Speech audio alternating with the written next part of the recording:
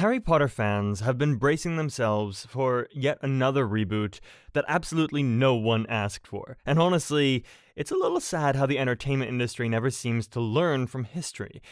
They keep trying to repackage beloved franchises with the same old generic reboot formula, despite the fact that we all know how that usually turns out. Spoiler alert, it never goes well. We've seen it happen to other globally beloved series, and there's every reason to believe Harry Potter is heading down the same messy path.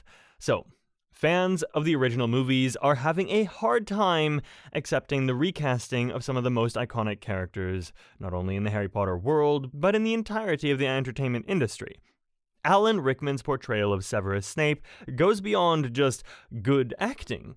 He genuinely gave life to the character, and not a lot of actors, despite their talents, can even come close to that. This time around, the reboot is making headlines again, but not for the reasons the studio might have hoped. The recent casting of Papa Esidu and its subsequent confirmation as Severus Snape has sparked a heated debate among fans. While almost everyone appreciates the actor's talent, most of us are questioning whether this is another case of what they call forced diversity. And alarmingly enough, if it really is, this particular casting choice could backfire in ways the show's creators probably didn't expect. Keep on watching to see what we mean by that. Papa Esidu is a British Ghanaian actor who is best known for his performance in I May Destroy You and Gangs of London. He clearly has a lot of range and a very decorated career that backs up his acting skills. However, just because he can play a character well doesn't necessarily mean he has to.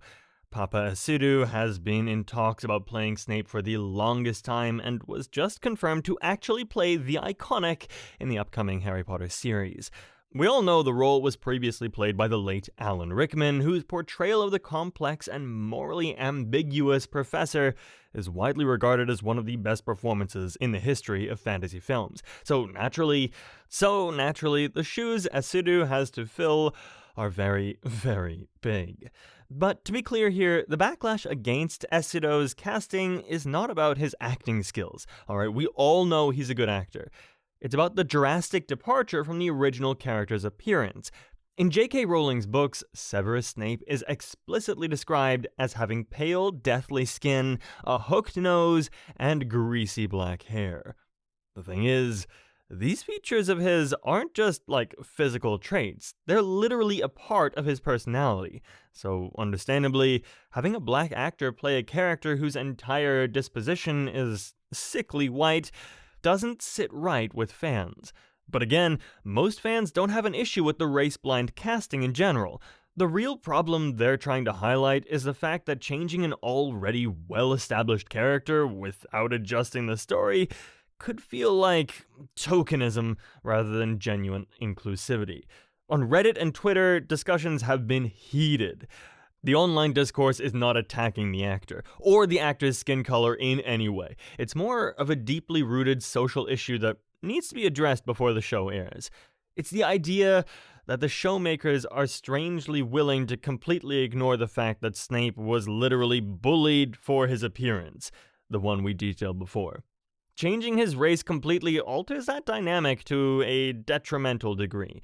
The concept of it is very eloquently captured in this Reddit comment. Consider the optics of James Potter bullying the presumably only black student in Hogwarts, or the titular protagonist being convinced that the only black professor is up to no good, and said protagonist then ends up becoming a cop. Sure, colorblind casting is great and diversity is good, but at face value, the other 2 points might be a little hard to translate well without social media backlash. And we have to admit, this sadly makes a lot of sense. However, there is a minority online that actively supports the decision, pointing out that Snape's character is defined by his actions and personality rather than his physical description. And of course, we cannot completely disregard the absolute powerhouse of an actor Papa Esidu is. His acting credentials make him more than capable of delivering a powerful performance. Some have also pointed out that Harry Potter has historically had a very superficial form of diversity, and this could be an opportunity to rectify that. This controversy is part of a larger debate about diversity in Hollywood. While most of us agree that more representation is necessary, there's also concern about studios making diversity changes simply for the sake of it. For some odd reason, filmmakers are forcing it on already developed characters rather than crafting meaningful roles for actors of color. A similar discussion happened when the Lord of the Rings of Power series introduced diverse casting choices that were, frankly, forced as well. In that case, too, fans were divided. There were those who appreciated the representation, and there were those who felt that it was inconsistent with the source material. The conversation extends beyond just Harry Potter and Lord of the Rings. So many major franchises have faced similar backlash for their casting choices. It's a surprise the industry hasn't learned yet. Studios are often accused of prioritizing optics over storytelling. For instance, the Little Mermaid reboot featuring Halle Bailey as Ariel stirred so much drama online regarding whether classic characters should be reimagined with different racial backgrounds, or whether new stories with diverse leads should be created instead. This pattern suggests that fans are not necessarily against diversity itself, but against the insincerity of the kind of diversity we're currently getting in television. Apart from the backlash against Snape's casting, reactions to other confirmed actors in the Harry Potter reboot haven't been entirely positive either. And that's simply because of the fact that fans believe the reboot is not staying faithful to the source material, despite how the makers promised. John Lithgow has been cast as Albus Dumbledore.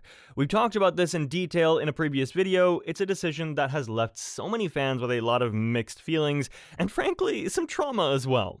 The actor has the range. He's already known for playing intense characters with a nuance that only someone worthy of playing Dumbledore would have. Yet, his issues stem from the fact that he's already 78 years old. According to his own words, he'll be 87 at the provisional wrap party of the show.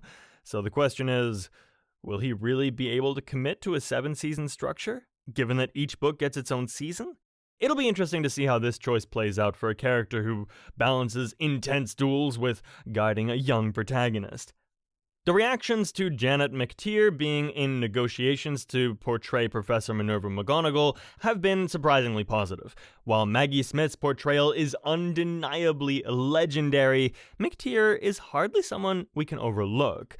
She's an Oscar Emmy-nominated actress who has definitely shown her range in almost every role she's played.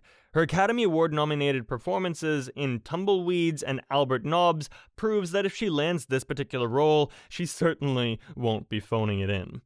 Almost every fan is on board with this choice, particularly because of the fact that McTeer's current age is much closer to McGonagall's canon age than Maggie Smith's was at the time. If anything, this casting might just be one of the few decisions the reboot gets right. Overall, the series is facing an uphill battle with fans. With HBO keeping so much under wraps, it's no surprise that speculation is running wild. Of course, it's still in the early stages, and with so little to go on, it's hard to make a final judgment just yet. Only time is going to tell whether all these creative liberties pay off or come back to haunt HBO for the rest of eternity.